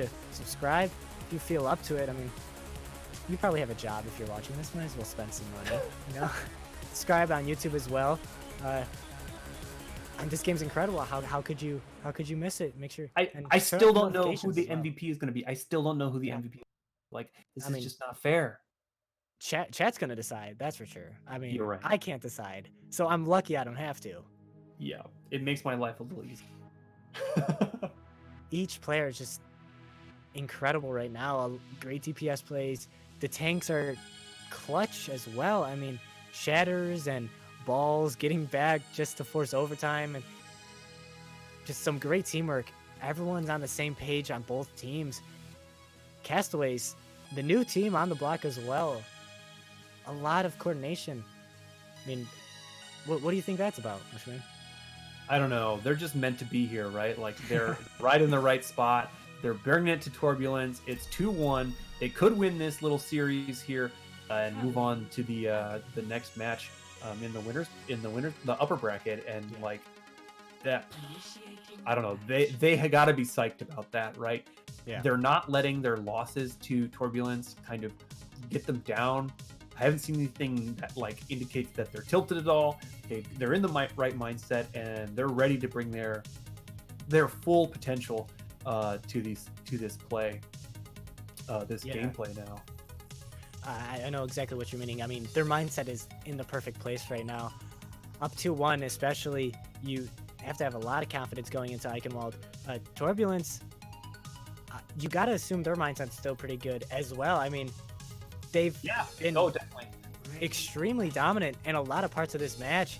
Just, it doesn't seem like they've been able to get it done. I don't think there's any reason they should be down and out of it just yet. No. And even if you lose this match, I mean, it's a great match for both teams, and you go down to that lower bracket, and you just build on what you did wrong, so you can put it together, maybe make a run in that lower bracket, maybe face the team again eventually, and get your revenge. I mean, that's probably pretty rare because of all the teams in this tournament, but still, like, there's a lot to build on. Both teams are playing exceptionally well, and you can really dissect what the exact moment you went wrong. Instead of, you know, taking the entire match and taking a general idea, you can really get down to the exact idea. Yeah, the nitty-gritty is always fun to look at. Moving on to Eichenwald here, we've got the classic Ryan Zarya setup from the side of Torbulance with Divas on the side of Castaways. They chose to be on defense this map on Eichenwald. They seem to like to start there. Yeah. So let's see what they can do to bunker up and prevent the advance of Torbulance. Yeah, this is similar to the comp we saw Torbulence run on King's Row, kind of reminiscent of that 3-3 meta that we saw all last year before Rollock, where you have that Brig and that Lucio trying to get as much AoE healing as you can. And now into the fight, Legit Shadow taken out by the Fire Strike. Charge comes through, countered by the charge of Lamavir, but taken down by Air. Carry on in the backline, managed to take down Joy Lane on that Brig, but it's not going to be enough for Castaways here as Torbulence roll through this first point in impressive time. It's their map pick, so you got to think that this comp is what they're favorite to run. This sort of 3-3 goats style, high sustain, high damage, get close into the enemy's face. Right, they're leveraging that utility of Lucio to its maximum, right? They even have the Gita, who kind of acts like a miniature tank, just like Mei. Mei was considered kind of not even really a DPS back when the heroes were split up in a little bit of a different way on the map select there. But a lot's going to happen right here after the choke point. Yeah, Coalescence and Blizzard already out onto this point here. Lamavir taken down, Yuyo taken down by Lamavir. And it's going to be Castaways pulling this map back into their favor as Flutie gets 2 at the tail end of that fight. And that early fight there, ultimates used on the side of Castaways, but you have to use ultimates if you want to hold, and they still have a great ult bank, as you can see on the top left of your screen. Seriously, two ults on the side of, almost 3 ults, basically almost 4 ults on the side of Castaways, and we've got almost 4 ults on the side of Torbulence as well. So this next fight is going to be fairly decisive on how far Torbulence can push through. Yeah, but the beat out early there from Flutie and Chopper with his Death Blossom. Grav comes out into that Mayalt as well. So everyone frozen up there on the cart, and we do get a pause during this fight. We saw Luke get taken down a little early there, which was interesting. A little out of position. And so that, that really kind of started the fight off in the favor of Torbulence. It's exactly what they wanted. Castaways down a member in their Diva, and you got that free grab, you got that free Mayalt coming online now. The beat used there from Flutie, maybe a little early as well. We saw that on King's Row, and now the cleanup's going to come through as Jakarion taken down there. So yeah, losing that Diva, not great for Castaways to start off that fight. No, that was difficult, right? I mean, they still have their Diva Bomb, but we see that Air and Yuyo on the side of Torbulence still have their ultimates, and they were able to use Graviton, but they didn't have to use the Blossom with it. So, like, I don't know. I think it's going to be difficult unless they get, like, another one of those big Diva Bombs to contest this next point. But I might have spoken too soon. Yep, Legit Shadow with the Coalescence takes down Skarm, and 2 more members of Turbulence going down as well. The rally came out from Joy Lane, but it didn't do the work it needed to do here. Jacob Trades getting booped off there by Luke at the tail end. So you had Jakira use his Blizzard there at the start of the fight, you know, create that space, and you had Shadow come through with the Coalescence and really deal a lot of sustain and damage. Yeah, and Shadow's already back up at like 40%, so definitely outpacing Joy Lane at this point in the fight. Air still hanging on to Death Blossom. I think they definitely want to find a the opportune moment to use it. It can be such an impactful ult, but it can also basically do nothing in the face of a Rhine Shield and the Diva Matrix. Yeah, bomb comes out early here from Luke. Have another Ooh. pause, however. Unfortunately, the bomb basically did nothing, right? It Yeah. basically just damaged Reinhardt's shield, which is going to give him a little advantage in the fight. But I don't know, right? Like, we may not even get to see that as Torbulance has had a really nice rotation through the back of the castle. Yeah, and coming into this next fight, you're gonna have you have Jake almost with his Graviton Surge coming online here with Air. So that's gonna be huge for Torbulance to put it into effect. Maybe you're wondering if you're Luke, if you use that bomb a little prematurely there. I mean, that could really be a fight turner in the middle of it all. Coming onto this bridge, it's a very scary place when you have the alts, and you got to be looking out for those Lucios, just like you should be on Rialto, coming in from the sides, knocking you off the bridge. You just got to be in the right mindset there. Both teams right now have those ultimates online, but it's really all about who can use them the best. Seriously, we see that when teams, you know, compete at the same level. The Overwatch League, it comes down to the ultimate abilities a lot of the times, like their timing and you know, their usage, just like you mentioned. But like, it's the skill of each of the players is quite even, and that's something we've seen. That's, you know, the back and the forth from, especially on the control point. We've seen a lot of back and forth on this map, right? Castaways doing a great job defending Torbulance on this map, which is, you know, there's a 230 in the time bank, but I feel like Castaways has been doing a better job this map than they were on Rialto, especially on Rialto and on King's Row. I mean, despite winning King's Row, they kind of looked on the back foot and kind of had a little bit of an upset there. So here, they're looking really strong. I think, again, I keep saying this, they found their stride, and they're learning how to work against the combination of Jake and Air. They're keeping their eyes out and forcing Jake to maybe take suboptimal gravitons by keeping Luke Nino a little bit on the back line, right? So they can maybe use the Diva Matrix. And just a lot is going right for Castaways right now. Yeah. So I'm excited to see what happens on the last stretch of this map. Yeah, you can tell by Turbulence's map picks that they prefer these hybrid or maybe just payload type maps. So when you're the Castaways and you're putting up this fight against them, you have that confidence boost because this is their map pick. This is what they're comfortable on, and you're basically beating them. You're up 2-1 right now, and you did win King's Row, which was a huge confidence booster in the beginning of the map. So you know that these maps are winnable, even if Torbulence likes them best. And if you're the side of Torbulence, you got to realize that you are the ones that pick this map. You have to use it to your advantage. You have to know exactly what you're going to do. You can't, you know, you can't stutter. You can't double think yourself. You should have the advantage here.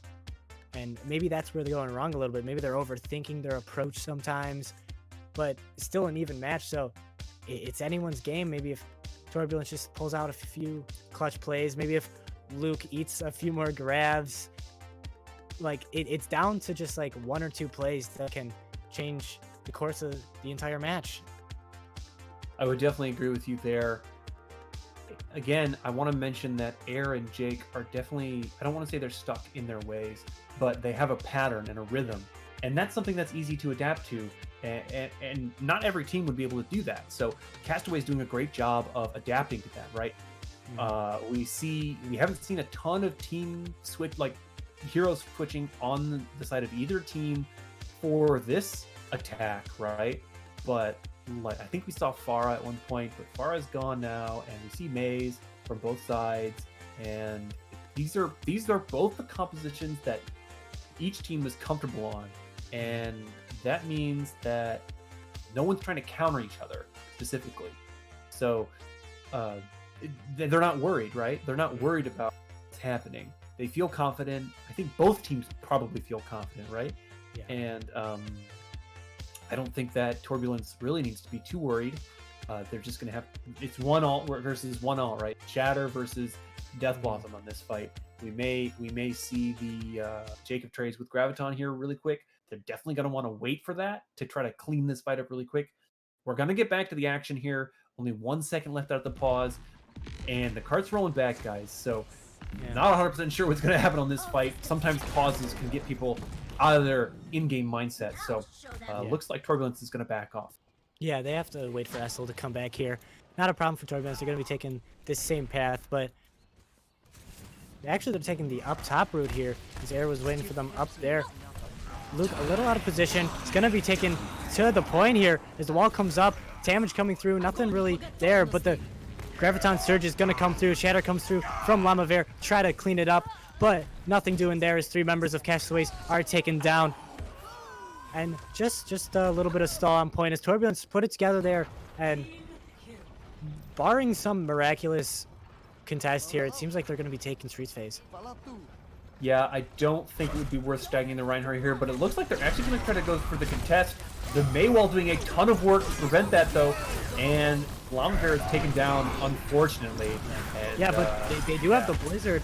It doesn't do much, though, as the Shatter comes through and 3 members are down, and the pin from Yuyo takes down Jakarion. Just the ball left on the point, taken down as well. Luke couldn't stall out any longer. So 245 for Torbulance here, and building up ults yet again. This is exactly the alt rotation that they need to be in if they want to finish off this map. You know, they're using 3 alts, gaining 3 alts each fight, which is perfect. Seriously, they're gonna have Blizzard on this next fight. They're almost back to the Death Blossom, and it's only been like a minute.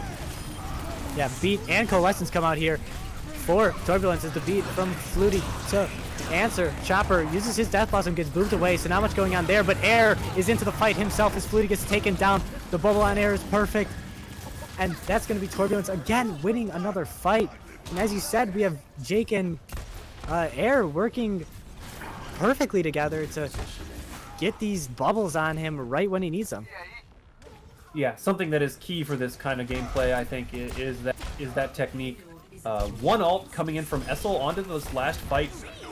Blizzard is a huge on this kind of area. Everyone's going to get frozen. There's not going to be anyone on the cart, and it's going to be hard for them to contest. I don't know exactly what's going to happen to Castaways here. Yeah, not anything good right now. Shatter comes through. Lamavere cannot touch at that last second. So 1.5 minutes on the clock from Torbulance. A very good push for them. Really got it through. Didn't have much trouble after that pause pushing it all the way through. Yeah, not at all. They had that momentum.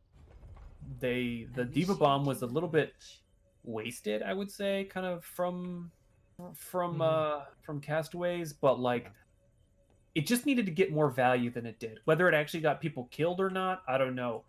But the long distance rotation, Torbulance through the castle, kind of negated any of the value that the bomb could really get. They weren't in a panic mode. They were focused. They knew the positioning of Castaways. Torbulance knew the positioning of Castaways, so they could prepare for anything they would hurl at them. And they definitely knew that Luke had the Diva Bomb. So yeah, I mean that's a factor that Castaways has been dealing with all match so far. You know, their alt timings aren't always the best. I mean, they're still up in the series, so it's not much of a trouble for them. But you gotta be wondering if they could be controlling even more if they were using these alts properly. So maybe we can see them getting it together, I would say. I mean, that's a weird way to put it because they're still performing extremely well. Maybe just roughing out the edges, you know? I mean, we've seen Luke do some amazing things with his Diva Bomb in the past. Yeah, just that specific one didn't get quite as enough value as it is needed to for them to be able to defend that that area of the map. So it just gave Turbulence a really good advantage. Anyways, we'll see what Castaways can bring in on the attack. They've got 4 minutes right off the bat, and they're pushing all the way up through the choke, pushing Turbulence back to the point. Gonna go around on the rotate. Yeah, already fight breaking out here as the bubble is used there. But Chopper gets Skarm a little out of position, and that's going to be huge for Castaways to push into this first point as Jake is walled off and taken down by Chopper. So just like we saw Torbulance do, we see Castaways taking the point right away and forcing Torbulance to maybe go into panic mode. You know, when you get rolled like that, you got to wonder what went wrong. You know, did I do something wrong? Stuff like that. Yeah, it can be kind of scary to get rolled over that fast on the first point. They don't want to take too much chip damage from this D.Va, who's just really just harassing them on the high ground with that newfound mobility. But they're definitely going to contest at this choke, as we saw Castaways do on the previous side. Yeah, but both Coalescence out now as the Maywall comes in to section off Turbulence. Coalescence can't go through that Maywall, but tons of damage, and a huge shatter goes through. 4 down on the side of Castaways as the cleanup is going to be coming through here. Turbulence taking advantage right here. 2 down on the side of Castaways. A great hold there at that choke. Yeah, this is not something that we saw Castaways do on their defense, is kind of force the opposing team through the choke. Instead, they kind of lost the fight and were forced to back up to the second corner. But Castaways going to be looking to have a vengeance here. They have lots of ults in the docket, but they just used that shatter without too much value coming out. Yeah, a huge block there from Uio. And as the Maywall comes out, the Blizzard is there to follow it. Luke frozen up there and taken out with the headshot. Coalescence coming out here from Joy Lane, but Carrion's going to use the Blizzard himself to take him out. Joy can't get out of that. No fate available during that ultimate. But there's the Graviton Surge there. Jacob Trades is going to use it to his advantage. Air is going to use his Death Blossom, try to take out Jakarion, but in the back line, can't take him out. Finally, there he goes. And it's going to be Turbulence holding yet again here before this first corner, too. Yeah, this is quite unfortunate for Castaways. They have 4 minutes left, but they want to be going a little faster than this to match the pace of Turbulence. Plenty of ults from both sides. I mean, well, 2 ults from both sides, and no one else very close. So Luke, again, gonna have to either get value off this bomb or a nice sneaky Death Blossom from Chopper. Yuyo has that Shatter, though, which can kind of negate the Death Blossom because you could just stun him in the middle of it. They also have the defensive ability of the Beat. Watch out for Air here on the high ground. He's definitely going to be looking for a little bit of a pick. Yeah, Luke is going to throw the bomb in there. The Beat is going to come through here a little earlier there from Skarm. Try to pull the fight into their advantage. Shadow is going to use that Coalescence, keep his team up as he does on that Moira. Finally, the Death Blossom comes through and gets 3 now here. Turbulence can't sustain through that one, especially without that Beat drop there ready and available. And that's just a good patient game there from Castaway. You know, just wait out all the ultimates coming through from Torbulance and use yours when the opportunity is just right.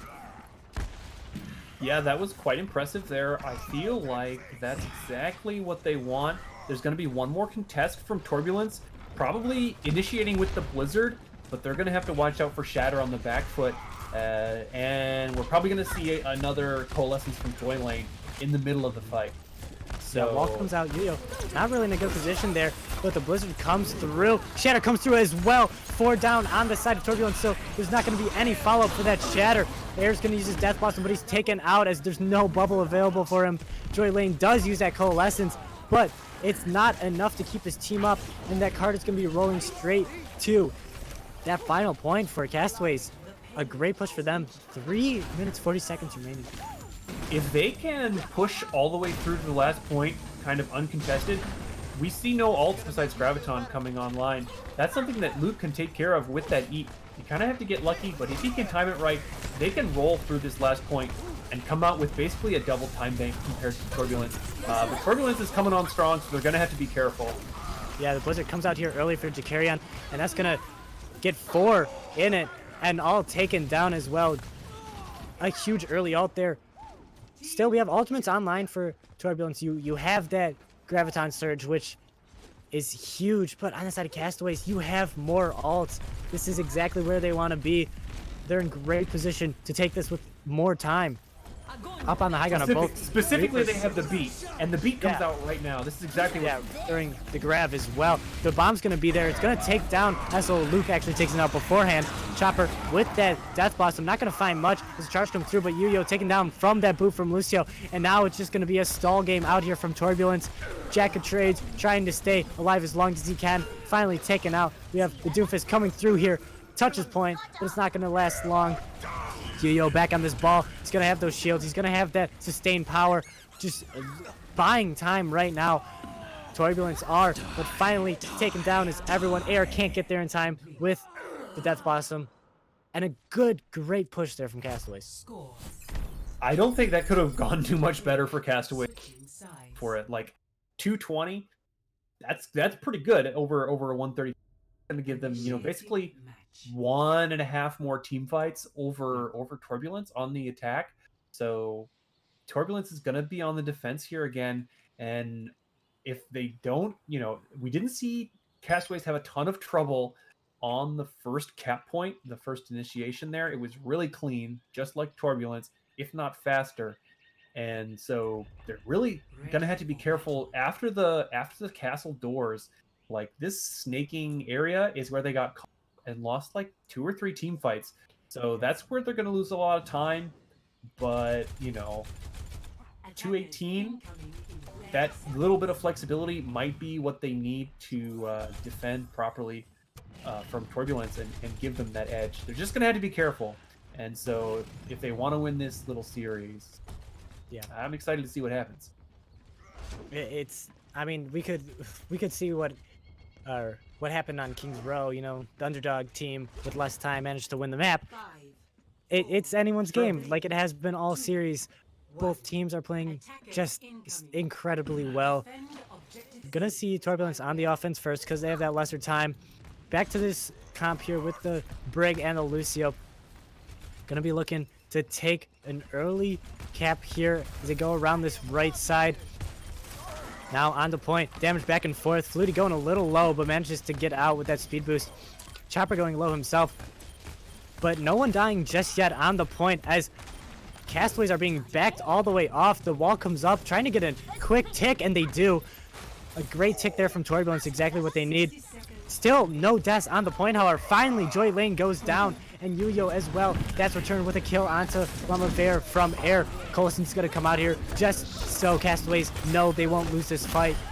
And the final kills are coming through. But you did get a good pick there on to Llama Bear. Let's see if he can get back in time. It looks like he will, so it won't even matter. But you also got Luke demeched, which could be a huge advantage going into this next fight. I think the biggest thing that Castaways is going to have to be worried about is the fact that Legit used their Coalescence for that. So it might not have been necessary. It did clean up the fight quite a bit quicker. They're just not going to have any ults going into this second team fight. Yeah, Rally comes out here from Joy Lane to give that extra armor, extra healing, and that's going to do a lot of work as Llama Bear goes down.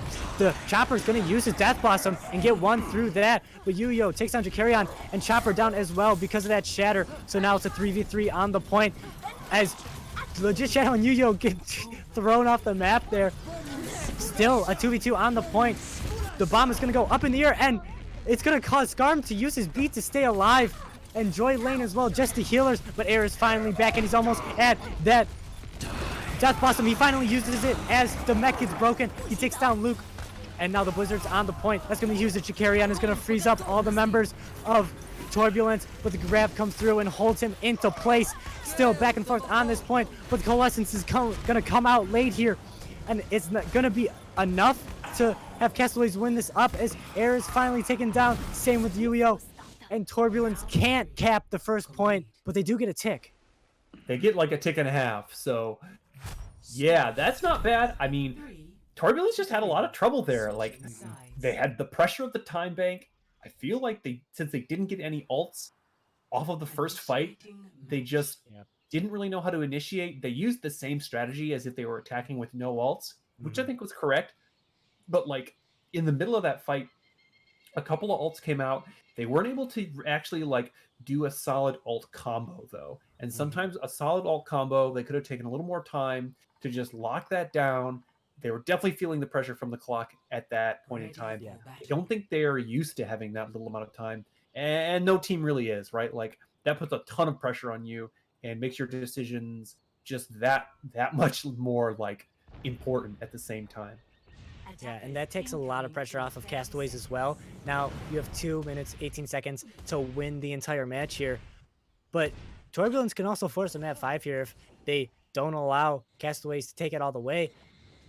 This map can't be drawled. We have a little bit of an interesting comp coming out as well from Torbulance, trying to keep that crossfire as deadly as it can be. We have Essel back on the Pharah and Air on this McCree. I mean, Torbulance can have this, especially with Yuio on that Orisa. We haven't seen much Orisa throughout this entire map, but he's on it right now. Definitely something to keep in mind. Essel specifically is there to counter Jakarion, right? Mei is just so powerful on every point. Like at this point, she's just so strong, and there's nothing really to take care of Essel. So you're gonna have a lot of sustain, a lot of damage from the air. We can already see them taking quite a bit of damage onto their tanks. Luke and Lamavir starting off very slow. They're gonna go for a very interesting rotation and take that high ground, which is all covered, which makes it difficult for Essel to kind of get in. But watch this. Essel's going to have a huge barrage here. That can make a huge difference. Already at 80%. Yeah, that's going to be huge. As Jacob Trade's actually frozen up on the point and taken out of the mech, taken low as well. Essel, though, in the sky doing tons of work as 2 kills come through from Torbulance here. The barrage as well, trying to come through. 3 members down from Torbulance. There's only 1 left on the point now, which is Yuio, and 3 members are here for Castaways, and they're going to be taking the map and the game here as they win 3-1 in a close, hard-fought battle for both teams. The Castaways managed to pull out at the end. They're Castaway, but not Castaway from Overwatch. They did an amazing job there. I wasn't quite sure who was going to win, but amazing to have a new team pull out such a spectacular win against a tried and true kind of participant here. So amazing work, right? Like, I mean, Torbulance dominant basically half the game, and then also like Castaways kind of almost, it felt like they had a reverse sweep, but they definitely didn't because they won the first map. Just want to quickly mention, guys, vote for your MVP, get your last minute votes in. Remember, we got a stream delay on, so you can vote. I mean, you'll be hearing this after you vote, but that's fine. Just make sure to vote for your MVP so we can get them interviewed here after the match coming up. So stay tuned for that. We got a little bit more content left for you. Yeah. A great match. I mean, whoever the MVP is, obviously they deserve it. Motion Man, do you have a MVP yourself right now? Oh, it's so difficult. I mean, I think the flexibility of Jakarion was something that really helped Castaways move through to win this match.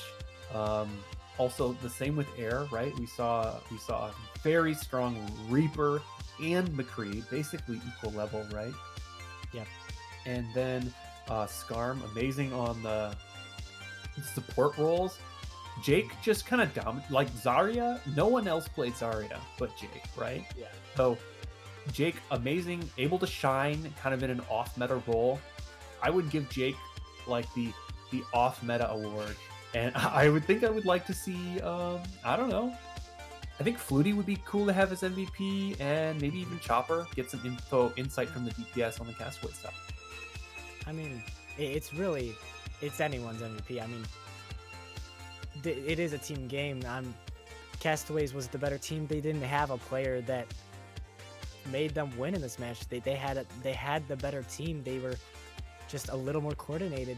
It was very equal all the way through. I mean, it was a 3-1, but it could have been a 5-map series. Torbulance could have won every single map.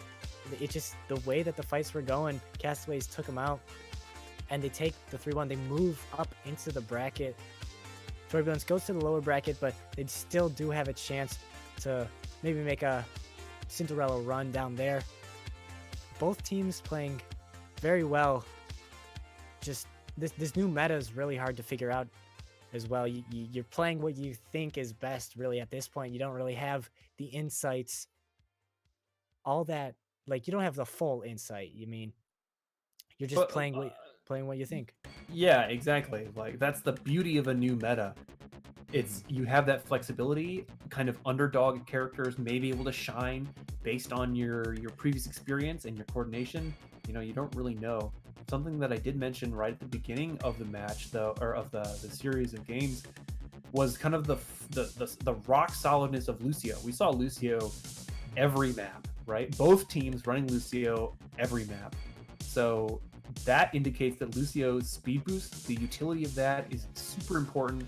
It allows teams to quickly retreat and or kind of dive in on the enemy team. So it's going to be super cool to see kind of the flex support that goes on. It seems like that's the role now. We saw Ana, we saw Brig, we saw Mercy, and we just didn't see Baptiste. I think that might have been the only support that we didn't see, despite his previous popularity. The nerf to the lamp, as it is called, it makes a huge difference. Yeah. And then I don't know, the tanks were pretty on point. We saw flexibility between Orisa and Reinhardt as per usual, but no Sigma. Sigma was really popular a little while ago. The meta is definitely in flux. So yeah, it's still up in the air. One staple that I feel like was there most of the time DPS wise would be that Mei. Very strong right now. You do a ton of damage, no damage fall off. Headshots are 150. You freeze multiple targets. I mean, if you have a great Mei player, then you basically have the best player you can. And now we do have our MVP of the match. We have Flutie joining us from the Castaways. Flutie, how's it going? How do you feel after that match? You know what? I'm not gonna say I'm sweaty. I a little glistened. I'm not sweaty or sweaty. Well, we all have to get a little sweaty to win matches like that, man. That was so close. Every round was like down to the bare bones of the match. Your team's skill versus Torbulance's team skill was just like it was like right there every time. You could see it. It was you could cut it with a knife kind of thing. And so, what do you think was the most important factor to you guys winning that match? Absolutely. The one thing was identifying the tempo of each team. And once we realized that they like to play really fast and commit really early, and all we had to do was bide our time and bait and play a little bit slower than even we normally do, that started working a lot better for us. And so we just utilized patience. So yeah, it was more that we were able to use their tempo against them, basically. That's an interesting concept. I like that answer. They ran that Zarya a lot during the match. Like, were you guys expecting that? Because right now D.Va seems like the more staple off tank. So how did that Zarya pick really change how you were playing the map? I thought that was interesting. I think that might have gone into their like really fast play, like arrowhead into the team sort of style. Like it gave them an initial like protection and maybe against a Mei, if the Mei wall. But because we noticed that, like I said, with the tempo and their style, us playing a little slower kind of negated any value that the Zarya was going to have.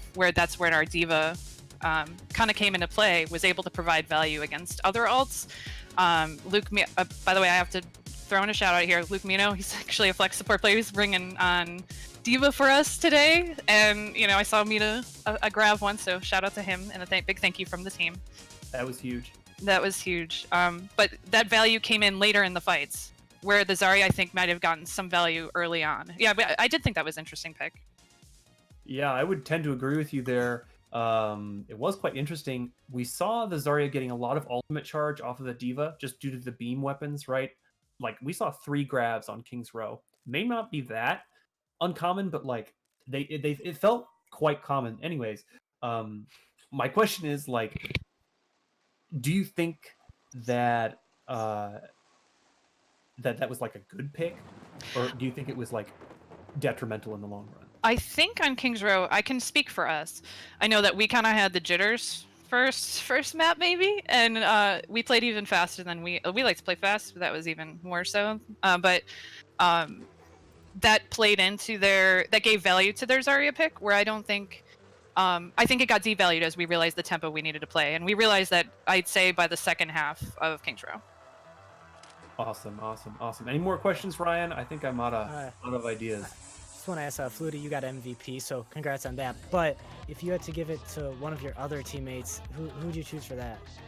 Oh, interesting. It's hard to pick because, you know, you always have to, as a main support player, I have to give it to my flex support, who was gonna pull his hair out today, and I booped a Minolta Reaper into him. So as my peace offering, I'd say the hat tipper. So Tip's hat. Well, Wonderful.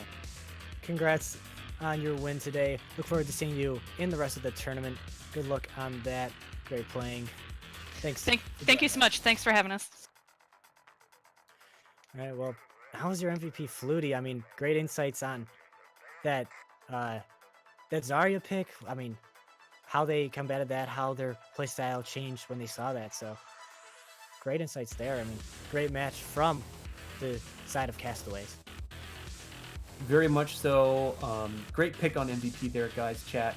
Shout out to you, chat. Always got to acknowledge the chat, guys. You're always there in the background, you know, supporting us and supporting everyone. If you want to support us more, you can check us out on Discord, All-Star Esports, and then also here on Twitch. You're already here, so give us a follow. Maybe give us a subscribe if you really like what you see. Check out the YouTube. Subscribe over there. All the match replays are posted there. I guess I'll shout myself out. I'm Moshi Man. You can follow me on Twitter at Moshi Man, or you can find me on YouTube at Moshi Man. Ryan, why don't you take us out of this and close us off? Yeah, well, it's nice having you all today. I was Ryan. You can find me on Twitter at RyanOW or on Twitch at Ryan with 3 N's that time, though. It's just a great match. We're going to have another match for you here in just a little bit. So look forward to having you there. Going to be 2 different casters. Sadly, can't cast that other one here with Moshi Man. But thanks for having us. Look to see you around. Thanks for joining us.